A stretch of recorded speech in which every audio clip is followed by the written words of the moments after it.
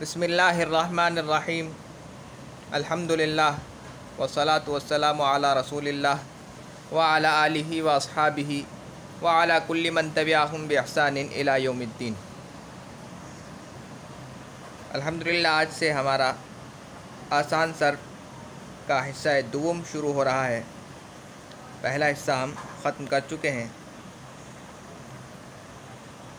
دیباجہ پڑھ لیتے ہیں۔ بسم اللہ الرحمن الرحیم۔ چند باتیں۔ الحمدللہ وکفی وسلام علی عبادہ الذین اصطفی، اما بعد۔ یہ آسان صرف کا حصہ دوم ہے۔ اس میں حصہ اول ہی کے مضامین تفصیل سے پیش کیے گئے ہیں۔ حصہ اول میں قواعد پر زیادہ توجہ نہیں دی گئی تھی، گردانوں ہی کو مقصد بنایا گیا تھا۔ اب اس حصے میں میزان و منشعب کے مضامین مکمل دے دیے ہیں۔ گردانے یاد کرنے کے بعد اب بچے سہولت کے ساتھ بہت جلد یہ حصہ پڑھ لیں گے۔ اساتذہ کرام کو چاہیے کہ اس حصے میں قواعد کی طرف پوری توجہ دیں اور گردانوں اور تمرینات کے ذریعے اس کو خوب ذہن نشین کرائیں۔ ہفت اقسام کی گردانیں، ہفت اقسام آپ نے پہلے حصے کے آخری سبق میں پڑھ لیا ہوگا۔ ہفت اقسام کی گردانیں اس حصے میں نہیں دی گئی ہیں کیونکہ ان کے ساتھ قواعد تعلیل کو جاننا ضروری ہے اور ابھی بچے اس کا بوجھ برداشت نہیں کر سکتے۔ انشاءاللہ یہ گردانیں حصہ سوم میں آئیں گی۔ یہ حصہ بھی سال اول ہی میں پڑھایا جائے۔ حصہ اول ختم ہونے کے بعد اس کو مکمل سن لیا جائے، پھر یہ حصہ شروع کرا دیا جائے۔ اس حصے میں خصوصی توجہ اسماء مشتقہ کے قواعد کی طرف دی جائے، اس لیے کہ یہ قواعد عام طور پر کچے رہ جاتے ہیں یا طلبہ ان کو بھول جاتے ہیں۔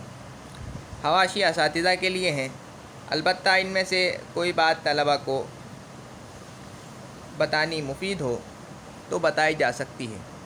اور ایک خاص بات یہ عرض کرنی ہے کہ قواعد کا اجرا ضروری ہے، یعنی دوسری عربی کتابوں میں صرف کے قواعد بار بار پوچھے جائیں اور کہیں کہیں صرف صغیر یا صرف کبیر بھی کرائی جائے۔ اس طرح قواعد ذہن نشین ہو جائیں گے اور گردانوں کی خوب مشق ہو جائے گی۔ دعا کرتا ہوں اللہ تعالیٰ نونہالوں کے لیے علم صرف آسان فرما دیں اور آسان فرماویں اور ان کو دلچسپی سے یہ فن پڑھنے کی توفیق عطا فرمائیں، آمین۔ سعید احمد پالنپوری، خادم دارالعلوم دیوبند، یکم محرم الحرام 1419 ہجری۔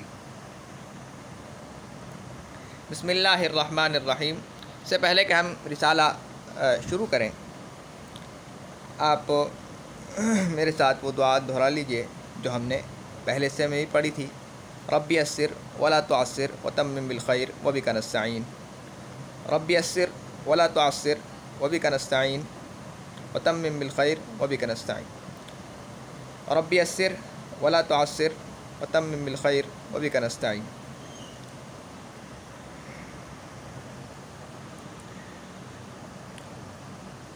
اور مناسب سمجھے تو کچھ پڑھ کر اس کا ثواب بھی حضرت مصنف رحمۃ اللہ علیہ کی روح کو پہنچا دیں۔ حنفیہ کے نزدیک اس طرح کرنا جائز ہے اور اس سے ثواب پہنچتا ہے۔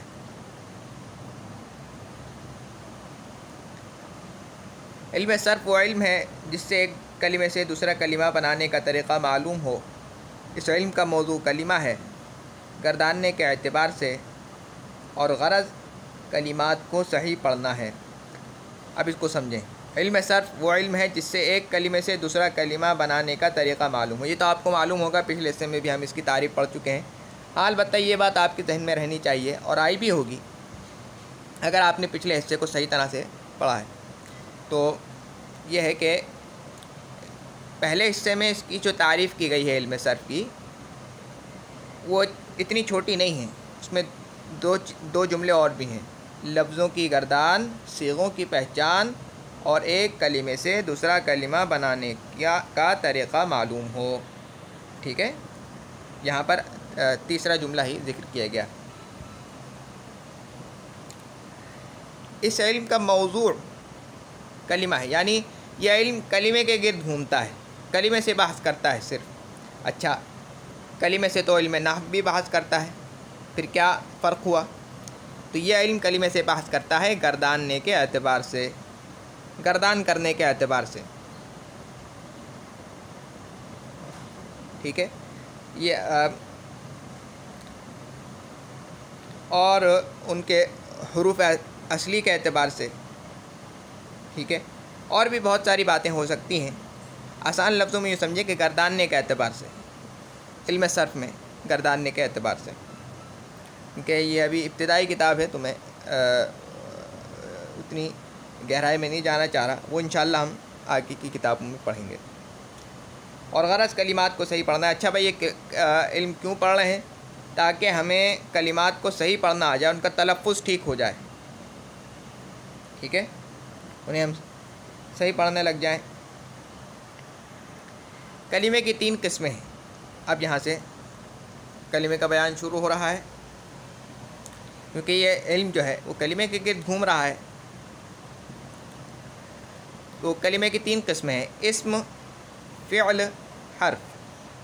اسم وہ کلمہ ہے جو اپنے معنی بتانے میں دوسرے کلمے کا محتاج نہ ہو اور اس کے صیغے وزن سے 3 زمانوں میں سے کوئی زمانہ بھی نہ سمجھا جائے، جیسے فرسن، کتابن۔ صیغہ آپ جانتے ہیں کہ لفظ کی شکل کو کہتے ہیں، ترتیب حروف اور حرکات سکنات سے جو اس کو ایک شکل حاصل ہوتی ہے اس کو صیغہ کہتے ہیں۔ تو وہ کلمہ جو اپنے معنی بتانے میں دوسرے کلمے کا محتاج نہ ہو اور اس کے صیغے سے، یعنی وزن سے سمجھ لیں، یا اس کی صورت سے، یا اس کی شکل سے، یا اس کے صیغے سے، یا یوں سمجھ لیں کہ اس سے 3 زمانوں میں سے کوئی زمانہ بھی نہ سمجھا جائے، جیسے فرسن، کتابن۔ اب اس پر غور کریں تو یہ اپنا معنی بتانے میں دوسرے کلمے کا محتاج نہیں ہے۔ فرسن کہتے ہیں گھوڑے کو، تو بات پوری ہو گئی، کہنے والے کے ذہن میں گھوڑا آ گیا کہ بھائی میں نے گھوڑا فرسن کہا تو وہ سمجھ گیا کہ گھوڑے کی بات ہو رہی ہے، لیکن اس میں کہ زمانے کا کہیں ذکر نہیں ہے، زمانہ نہیں سمجھا گیا۔ اسی طرح کتابن، فعل وہ کلمہ ہے جو اپنے معنی بتانے میں دوسرے کلمے کا محتاج نہ ہو اور اس کے صیغے سے 3 زمانوں میں سے کوئی زمانہ سمجھا جائے، جیسے کتبہ، لکھا اس نے گزشتہ زمانے میں۔ اچھا، یہاں پر ایک اور بات اب اضافی آ گئی کہ اس سے زمانہ بھی سمجھا جا رہا ہے۔ پہلی بات تو وہی اسم والی ہے کہ اپنے معنی بتانے میں دوسرے کلمے کا محتاج نہ ہو اور اس سے زمانہ بھی سمجھا جاتا ہے، ٹھیک ہے، 3 زمانوں میں سے کوئی زمانہ سمجھا جائے۔ یکتب،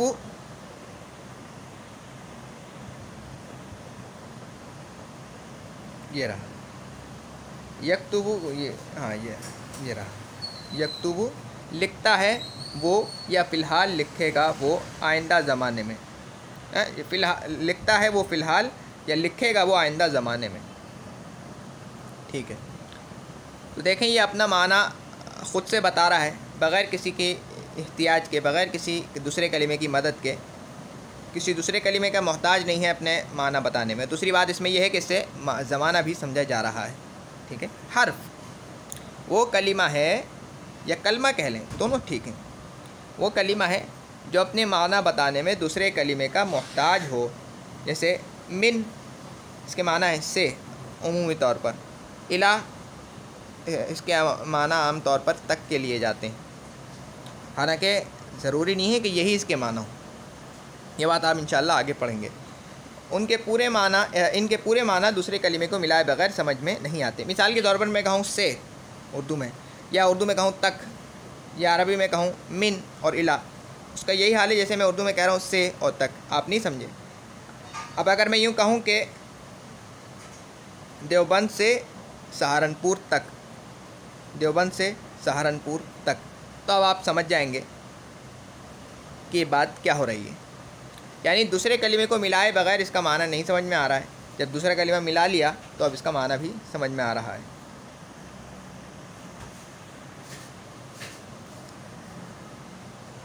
فائدہ، فعل میں گردان بہت زیادہ ہوتی ہے، اسم میں اس سے کم، اور حرف میں بالکل نہیں ہوتی، اس لیے علم صرف میں فقط اسم و فعل سے بحث کی جاتی ہے۔ حرف کا یہاں زیادہ تذکرہ نہیں آئے گا، ٹھیک ہے۔ افعال، اب دیکھیں نا، آپ یہاں یہ بتانا مقصود ہے کہ ایک طرف تو یہ بتلا دیا یہ بات کر کے کہ اب یہاں سے حرف کو ہم نہیں چھیڑیں گے، حرف کو ہم نہیں لیں گے، حرف سے ہم بحث نہیں کریں گے۔ دوسری یہ بتایا کہ جب ہم بحث کریں گے تو بحث کرنے میں پہلا درجہ جو صرفی دیتے ہیں وہ فعل کو دیتے ہیں، کیوں، اس کی وجہ بھی بتا دی کہ فعل میں گردان زیادہ ہوتی ہے، اور علم صرف کا جو موضوع ہے وہ کیا ہے، کلمہ گرداننے کے اعتبار سے، تو گرداننے کے اعتبار سے تو وہ فعل کو ترجیح دیتے ہیں۔ اچھا جی، اب افعال کا بیان شروع ہو رہا ہے۔ افعال متصرفہ وہ افعال ہیں جن کی گردان ہوتی ہے، یعنی ماضی، حال، مستقبل تینوں زمانوں میں سے کی گردانیں اس میں سے نکلتی ہیں، ٹھیک ہے۔ جیسے نصر، ینصر، انصر،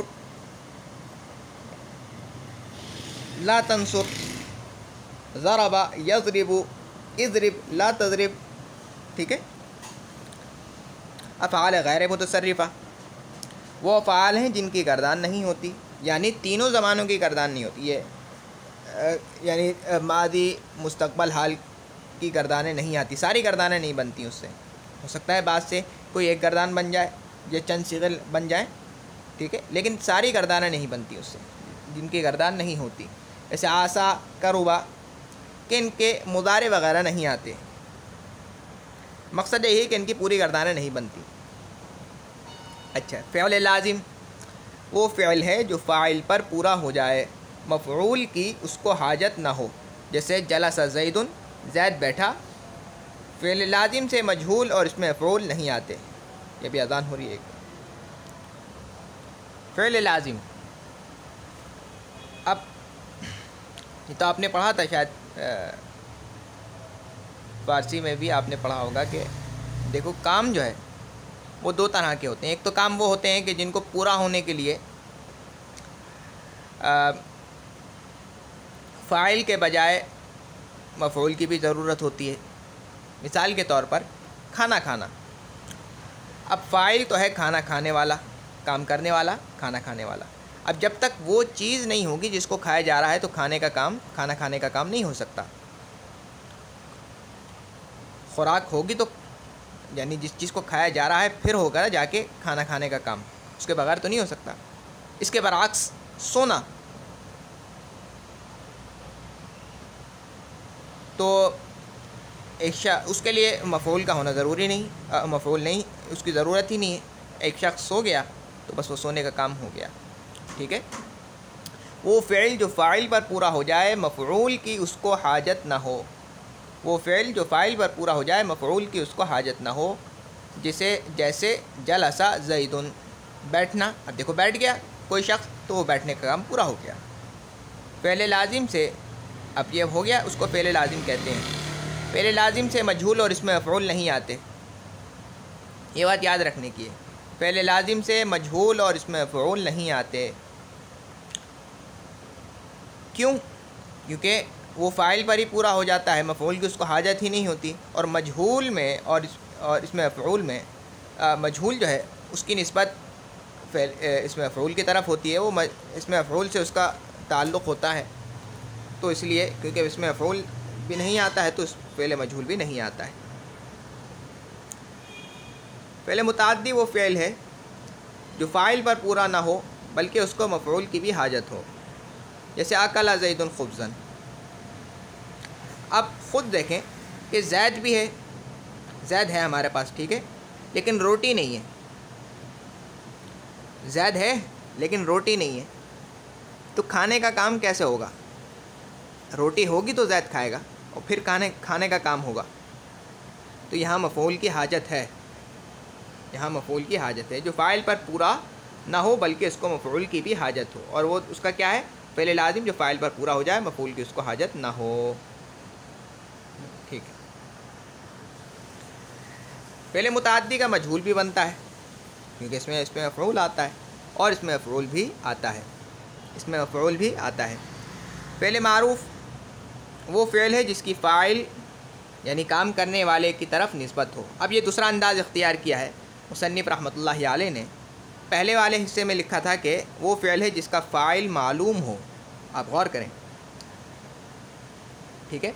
تو اس دوسرا انداز یہ اختیار کیا ہے کہ جس کی فاعل کی طرف نسبت ہو۔ اب دیکھیں اس کو ایسے سمجھیے، قال محمد، محمد نے کہا، کہنا، قال مانے کہنا، القول کہنا، یہ جو کہنا ہے یہ بھی ایک کام ہے۔ یہاں پر اس جگہ قال محمد، محمد نے کہا، یہاں پر کہنے کا جو کام ہے اس کی نسبت کس کی طرف کی گئی ہے؟ اس کو کس سے جوڑا گیا ہے؟ محمد سے، ایک لڑکا ہے محمد سے، اس کو جوڑا گیا ہے۔ اچھا، اب محمد کیا ہے؟ وہ فاعل ہے۔ دیکھیے قال کہنے والا کون ہے؟ محمد ہے، تو وہ فاعل ہے۔ اب اس کام کی نسبت کس کی طرف ہوئی ہے؟ فاعل کی طرف۔ اب نسبت فاعل کی طرف ہے تو یہ کیا کہلائے گا؟ فعل معروف، ٹھیک ہے؟ دوسرے طریقے سے کہ جس کا فاعل معلوم ہو، تو ہم نے کہا قال محمد، معلوم ہو کا کیا مطلب ہے؟ یعنی یا تو لکھا جائے یا بولا جائے یا سمجھا جائے۔ یہاں پر لکھا ہوا بھی ہے، یا تو لکھا ہوا ہے، صاف لکھا ہوا ہے قال محمد، تو وہ اس کا فاعل معلوم ہے، تو یہ فعل معروف ہے۔ اس میں قال فعل معروف ہے کیونکہ اس کی محمد کی طرف نسبت ہے جو بات کہنے والا ہے، یعنی فاعل ہے۔ فعل مجہول وہ فعل ہے جس کی مفعول کیے ہوئے کام، یعنی جس پر کام کیا جا رہا ہے اس کو مفعول کہتے ہیں، کی طرف نسبت ہو۔ جیسے قیل الحق، سچی بات کہی گئی۔ اچھا، قال کا معنی قال محمد یعنی محمد نے کہا، قیل یعنی کہا گیا، الحق حق کو کہا گیا، یعنی حق کہا گیا۔ اب یہاں دیکھیں، غور کریں تو حق یہ مفعول ہے، حق نے نہیں کہا ہے، حق کو کہا گیا ہے، تو یہ حق مفعول ہے۔ اور اس کام کی نسبت یعنی کہے جانے کی نسبت کس کی طرف کی گئی ہے؟ مفعول کی طرف کی گئی ہے، حق کو کی طرف کی گئی ہے جو کہ مفعول ہے، اس لیے یہ فعل مجہول ہے، ٹھیک ہے؟ اس کی پہچان دیکھیں، دوسرے انداز سے سمجھیں کہ قیل الحق، اس کا فاعل معلوم ہے، معلوم ہونے کے کا مطلب میں نے آپ کو بتایا تھا، یا تو لکھا ہوا ہو یا بولا گیا ہو یا سمجھا گیا ہو، نہ لکھا ہوا ہے، نہ بولا گیا ہے، نہ سمجھا گیا ہے۔ قیل الحق، جو چیز کہی گئی ہے وہ چیز تو لکھی ہوئی ہے، جس نے کہا ہے نہ وہ لکھا گیا ہے، نہ بولا گیا ہے، نہ سمجھا گیا ہے، تو یہ فعل مجہول ہے۔ مجہول، اس میں قیل فعل مجہول ہے کیونکہ اس کی نسبت الحق سچی بات کی طرف کی گئی ہے جو مفعول ہے، ٹھیک ہے؟ کیونکہ مفعول کی طرف کی گئی، میں نے آپ کو دونوں انداز سے بتا دیا ہے۔ فعل مثبت، اس کو فعل اثبات بھی کہہ سکتے ہیں، وہ فعل ہے جس سے کسی کام کا کرنا یا ہونا معلوم ہو، جیسے ضرب زید، زید نے مارا، مارنے کا کام ہو رہا ہے، ایسا معلوم ہو رہا ہے، مارنے کا کام جو ہے اس کا کرنا یا ہونا معلوم ہو رہا ہے اس سے۔ نام زید، زید سویا، ٹھیک ہے؟ فعل منفی وہ فعل ہے جس سے کسی کام کا نہ کرنا یا نہ ہونا معلوم ہو، جیسے ما ضرب زید، زید نے نہیں مارا، اور ما نام زید، زید نہیں سویا۔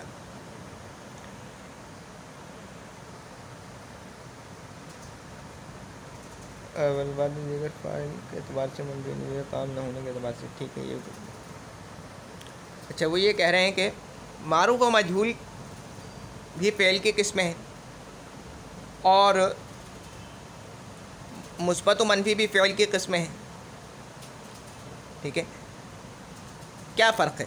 معروف و مجہول فعل کی قسمیں ہیں فاعل معلوم ہونے نہ ہونے کے اعتبار سے،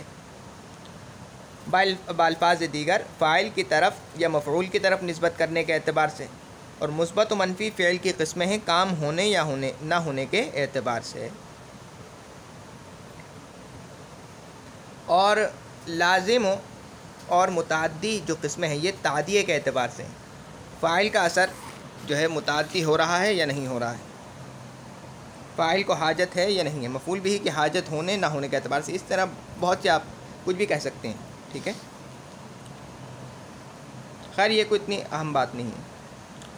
صیغہ کلمے کی صورت، ہیئت یا ہیئت کہہ لیں، ہیئت کو کہتے ہیں یعنی شکل، کلمے کی صورت جس سے زمانہ یعنی وقت، ماضی مستقبل حال، مفرد تثنیہ جمع ہونا، زمانہ مفرد تثنیہ جمع ہونا، زمانہ یہ الگ ہے، زمانہ مفرد تثنیہ جمع ہونا، یہ تینوں ایک ہیں. مفرد تثنیہ جمع ہونا یعنی یہ تعداد کی بات ہو رہی ہے، وہاں وقت کی بات ہو رہی ہے.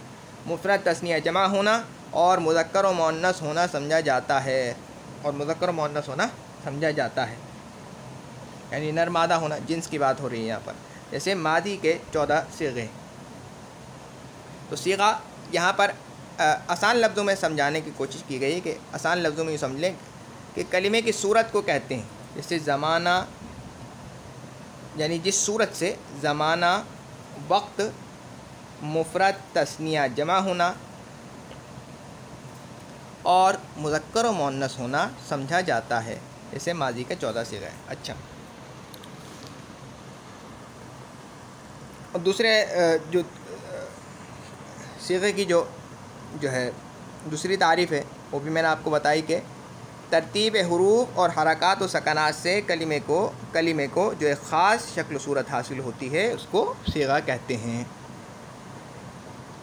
یا آپ یوں بھی کہہ سکتے ہیں، یوں سمجھیں کہ جیسے میں کہہ رہا ہوں سمجھا جاتا ہے، یہ میں نے کہہ دیا، ٹھیک ہے.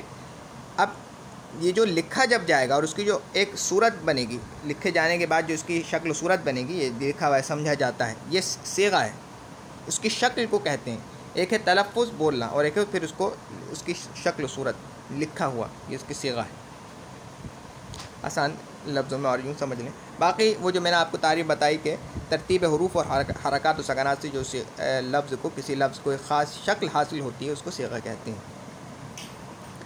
بحث گردان کو کہتے ہیں. جیسے بحث فعل ماضی یعنی فعل ماضی کی گردان، اس کو تصریف بھی کہتے ہیں، بحث بھی کہتے ہیں، تصریف بھی کہتے ہیں، صرف بھی کہتے ہیں. یہ دیکھیں صرف کے بھی یہی معنی ہے، گردان بھی کہتے ہیں. صرف صغیر چھوٹی گردان، یہ ابھی ہم اس حصے میں پڑھیں گے، پہلے حصے میں نہیں پڑھی تھی ہم نے، جو ہر بڑی گردان کا پہلا حصہ لے کر بیان جاتی ہے. جیسے ضربا یضرب ضربن فہو ضارب آخر تک.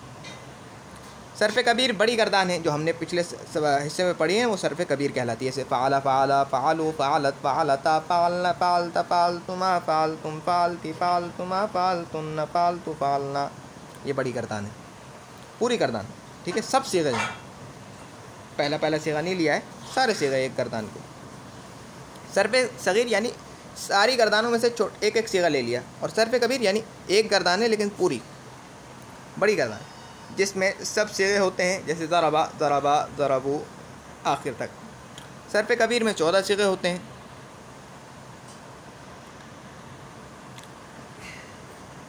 اب اس پر بحث کریں گے تھوڑی دیر بعد آخر میں. وزن کے معنی ہے پیمانہ اور تولنا.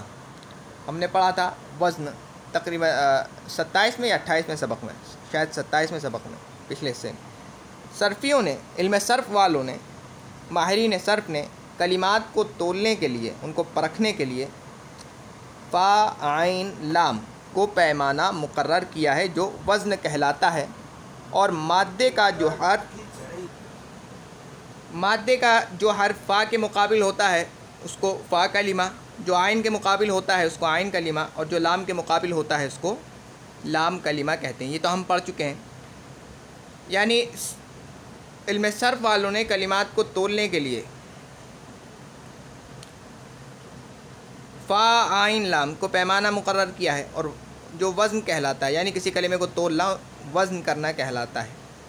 اور مادے کا جو حرف، یہ آئے گا بھی بعد میں کہ مادہ کسے کہتے ہیں، فا کے مقابل ہوتا ہے، یعنی فا کلمے کے مقابل ہوتا ہے، یعنی فا کی جگہ پر ہوتا ہے اس کو فا کلمہ کہتے ہیں. اور جو عین کلمے کی جگہ پر ہوتا ہے اس کو عین کلمہ کہتے ہیں. اور جو لام کی جگہ پر ہوتا ہے اس کو لام کلمہ کہتے ہیں، یعنی لام کلمے کی جگہ پر ہوتا ہے اس کو لام کلمہ کہتے ہیں. حروف اصلی کلمے کے وہ حروف ہیں جو وزن کرنے میں فا عین لام کے مقابل واقع ہوں. حروف اصلی جو وزن کرنے میں فا عین لام کے مقابل واقع ہوں۔ حروف زائد کلمے کے وہ حروف ہیں جو وزن کرنے میں فا عین لام کے مقابل واقع نہ ہوں۔ مادہ، ابھی ہم نے پڑھا ہے مادہ، اب یہ دیکھیں مادے کا جو حرف فا عین لام کے فا کلمے کے مقابل ہوتا ہے، یہ دیکھیں یہ مادے کا جو حرف مادہ، یہ قریب قریب حروف اصلی ہی ہیں، اس کو سمجھ لیں حروف اصلی، ٹھیک ہے۔ لفظ کے وہ بنیادی حروف ہیں جن سے کلمہ بنتا ہے اور جو کلمے کی تمام گردانوں میں برقرار رہتے ہیں۔ بنیادی حروف جن سے کلمہ بنتا ہے اور جو کلمے کی تمام گردانوں میں برقرار رہتے ہیں اس کو مادہ کہتے ہیں۔ مثال استنصر پر وزن استفعل، اب یہاں پر دیکھیں اس کے حروف اصلی کون کون سے ہیں؟ استفعل، استنصر کس کے وزن پر ہے؟ بر وزن کا مطلب ہے استفعل کس کے وزن پر ہے؟ استفعل کے وزن پر ہے، ٹھیک ہے۔ اب ملائیں، الف سے الف کو ملائیں، ٹھیک ہے، سین سے سین کو ملا دیں، تے سے تے کو ملائیں، تا سے تا کو ملائیں، نون سے، اب فا سے ملائیں نون کو، نون جو ہے وہ کس کی جگہ پر ہے؟ فا کلمے فا کی جگہ پر ہے۔ صاد کس کی جگہ پر ہے؟ عین کی جگہ پر، اور را کس کی جگہ پر ہے؟ لام کی جگہ پر، ٹھیک ہے۔ نون صاد را حروف اصلی ہیں، اب سمجھ گئے آپ اب ان کی، اور حمزہ سین تے زائد ہیں، اگر ساکن ہے تو حمزہ ہے، اور اگر نہیں اگر ساکن ہے تو الف ہے، اور اگر متحرک ہے تو حمزہ ہے۔ یہ الف کی جو شکل ہے، اگر یہ ساکن ہے تو یہ الف ہے، اور اگر متحرک ہے تو یہ حمزہ کہلاتا ہے۔ حمزہ سین اور تے یہ زائد ہیں کیونکہ یہ فاعل لام کے مقابل نہیں ہیں۔ وزن کیا ہے ابھی ہم نے، نون صاد را مادہ ہیں، نون فا کلمہ، صاد عین کلمہ، اور را لام کلمہ ہے، ٹھیک ہے۔ فعل کی قسمیں، فعل کی 3 قسمیں ہیں، ماضی، مضارع اور امر۔ ماضی، مضارع اور امر، فعل نحی امر میں داخل ہے۔ اچھا، یہاں پر ابھی ہم نے پڑھا تھا صرف کبیر میں 14 صیغے ہوتے ہیں، تو یہاں ایک چیز سمجھ لینی چاہیے، بڑی گردان میں دراصل 18 صیغے ہوتے ہیں، 3 مذکر غائب، واحد تثنیہ جمع کے لیے، یعنی واحد مذکر غائب، تثنیہ مذکر غائب، جمع مذکر غائب، 3 مؤنث غائب کے لیے، یعنی واحد مؤنث غائب، تثنیہ مؤنث غائب، جمع مؤنث غائب، اور 3 مذکر حاضر کے لیے، واحد مؤنث حاضر، واحد مذکر حاضر، تثنیہ مذکر حاضر، جمع مذکر حاضر، 3 مؤنث حاضر کے لیے، واحد مؤنث حاضر، تثنیہ مؤنث حاضر اور جمع مذکر حاضر، اور 3 مذکر متکلم کے لیے۔ یہ ابھی اصل کی بات ہو رہی ہے، یہ نہیں ہے کہ گردان جو گردان ہوتی ہے اس کی بات نہیں ہو رہی، وہ بات ہو رہی ہے جو پہلی صورت ہے گردان کی، جو اصل صورت ہے اس کی بات ہو رہی ہے۔ 3 مذکر متکلم کے لیے، واحد مذکر متکلم، تثنیہ مذکر متکلم اور جمع مذکر متکلم، ٹھیک ہے، اور 3 مؤنث متکلم کے لیے، واحد مؤنث متکلم، تثنیہ مؤنث متکلم اور جمع مؤنث متکلم۔ پوری گردان یہ ہے، فعل، فعلا، فعلو، یہاں تک تو سمجھ میں آ گئی، واحد مذکر غائب، تثنیہ مذکر غائب اور جمع مذکر غائب۔ فعلت، فعلتا، فعلنا، یہ بھی سمجھ میں آ گیا، فعلتا، فعلتما، فعلتم، فعلتی، فعلتما، فعلتن، یہاں تک بات سمجھ میں آ گئی۔ فعلتو، فعلنا، فعلتو واحد مذکر متکلم، فعلنا تثنیہ مذکر متکلم، اور فعلنا دوسری بار جمع مذکر متکلم۔ اسی طرح فعلتو واحد مؤنث متکلم، فعلنا تثنیہ مؤنث متکلم، اور فعلنا پھر دوبارہ جمع مؤنث متکلم۔ اب غور کریں، کیونکہ فعلتو ایک بار مکرر ہے، یعنی ایک بار دہرایا گیا ہے، یہ دیکھیں فعلتو اور فعلتو ایک بار مذکر کے لیے آیا ہے اور ایک بار مؤنث کے لیے آیا ہے، اور فعلنا 3 بار، ٹھیک ہے، 3 بار مکرر ہے، فعلنا، فعلنا، پھر فعلنا، فعلنا۔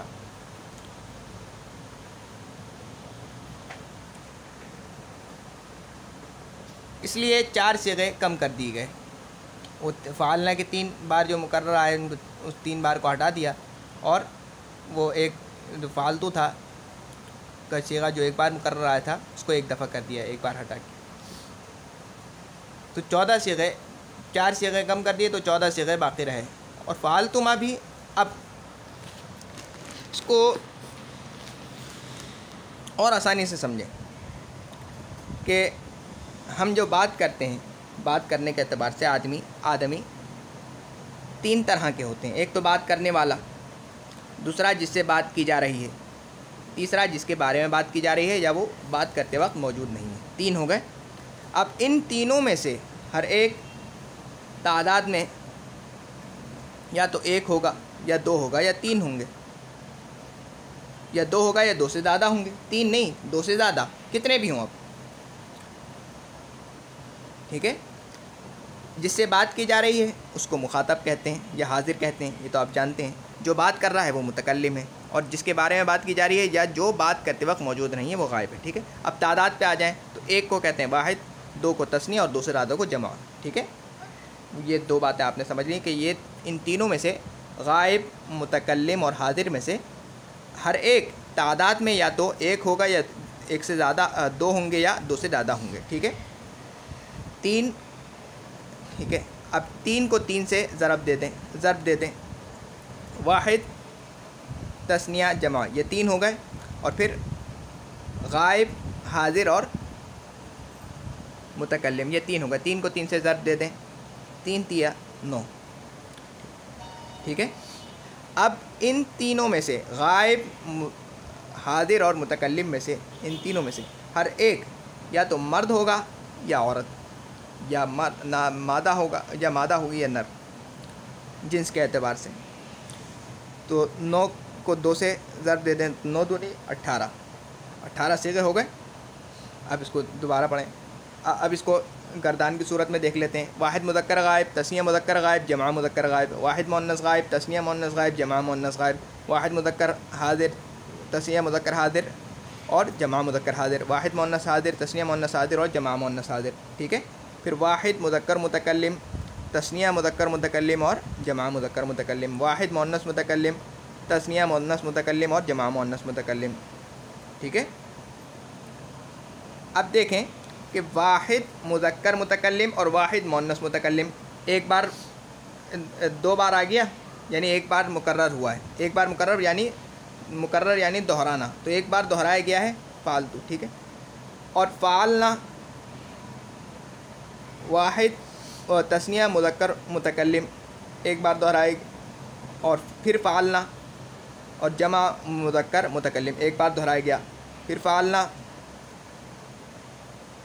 جو ہے یہ تثنیہ مؤنث متکلم، اور پھر فعلنا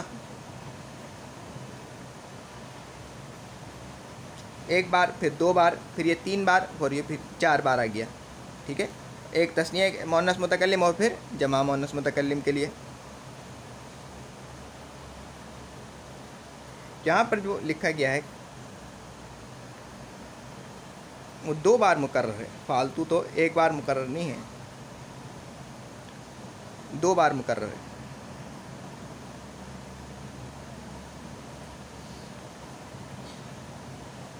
ٹھیک ہے۔ اب دیکھیں جو بولنے والا ہوتا ہے متکلم ہے وہ تو حاضر ہے، ٹھیک ہے۔ اب جو بولنے والا ہے اسے دیکھ کر آپ سمجھ جائیں گے کہ یہ نر ہے یا مادہ ہے، مرد ہے یا عورت ہے، آپ سمجھ جائیں گے۔ آپ کو اس کو صیغے میں بتانے کی ضرورت نہیں، کیونکہ وہ سامنے ہے آپ کے، حاضر ہے، بول رہا ہے، ٹھیک ہے۔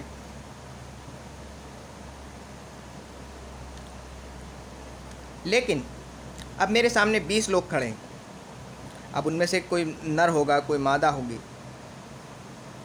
اس میں سے تعیین کرنا کہ میں کس کے لیے صیغہ بول رہا ہوں، واحد مذکر حاضر کے لیے یا واحد مؤنث حاضر کے لیے، یہ ضروری ہے۔ اس میں پھر الگ الگ صیغے لانا ضروری ہے، ٹھیک ہے۔ اب یہ بات آپ کے ذہن میں آگے اب سمجھیں کہ کوئی یہ کہہ سکتا ہے کہ بھائی فعلتما کا جو صیغہ ہے وہ بھی 2 بار آیا ہے گردان میں، فعلتا، فعلتما، ٹھیک ہے، پھر فعلتی، فعلتما۔ اب اس کو کیوں نہیں ہٹایا گیا گردان سے؟ فعلنا 3 بار آیا تو اس کو ہٹا کر کے 1 بار کر دیا آپ نے، کیوں؟ کیونکہ اس کی ضرورت ہی نہیں تھی 3 بار لانے کی، وہ ایک ہی بار آ گیا سب کے لیے، کیونکہ وہ متکلم ہوتا ہے اور فالتو بھی متکلم کے لیے آتا ہے، اور مذکر و مؤنث کی اس کو الگ سے بتانے کی ضرورت نہیں تھی، کیونکہ وہ بول رہا ہے صاحب آپ کے سامنے ہے۔ آگے جو حاضر ہے جس سے خطاب ہو رہا ہے اس کی تعین ضروری ہے، اس کو تو تشخیص کرنا ضروری ہے کہ میں آپ سے کہہ رہا ہوں، اس لیے اس صیغے کو گردان سے نہیں نکالا ہے، کیونکہ اگر نکال دیں گے تو گردان میں خلل پڑ جائے گا، یہی بات بتائی گئی ہے۔ اب بس فالتو 2 صیغوں کے لیے ہے، واحد متکلم مذکر کے لیے، واحد متکلم مؤنث کے لیے۔ وہ 2 صیغوں کے لیے ایک ہی صیغہ آتا ہے فالتو، اور فالنا 4 صیغوں کے لیے آتا ہے، تثنیہ متکلم مذکر کے لیے اور جمع متکلم مذکر کے لیے، تثنیہ متکلم مؤنث کے لیے اور جمع متکلم مؤنث کے لیے۔ اب ایک اور بات آپ یاد رکھ لیں کہ نیز طلبہ کو طلبہ، یہ طلبہ نہیں طلبہ، یہ سمجھا دیں کہ ماضی کی گردان میں جو 2 صیغے جمع مؤنث غائب و حاضر میں نون ہے، اچھا فعلنا اور فعلتن میں جو یہ نون ہے یہ نون فاعلی ہے، یہ نون فاعلی ہے، اور یہ تمام گردانوں میں باقی رہتا ہے، کہیں ساقط نہیں ہوتا۔ جیسے ہم نے پڑھا تھا کہ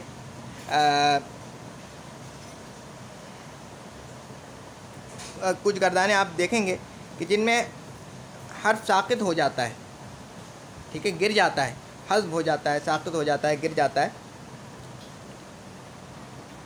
لیکن یہ جو نون فاعلی ہے یہ نہیں گرتا، ٹھیک ہے۔ تو اب تک کے لیے اتنا ہی۔ سوال کو لے کر کے اس سبق کو لے کر کے کوئی سوال ہو یا کوئی سجھاؤ ہو تو آپ دے سکتے ہیں۔ سبحانک اللہم و بحمدک نشہد ان لا الہ الا انت نستغفرک و نتوب الیک۔ سبحان ربک رب العزۃ عما یصفون و سلام علی المرسلین والحمد للہ رب العالمین۔ السلام علیکم و رحمۃ اللہ وبرکاتہ۔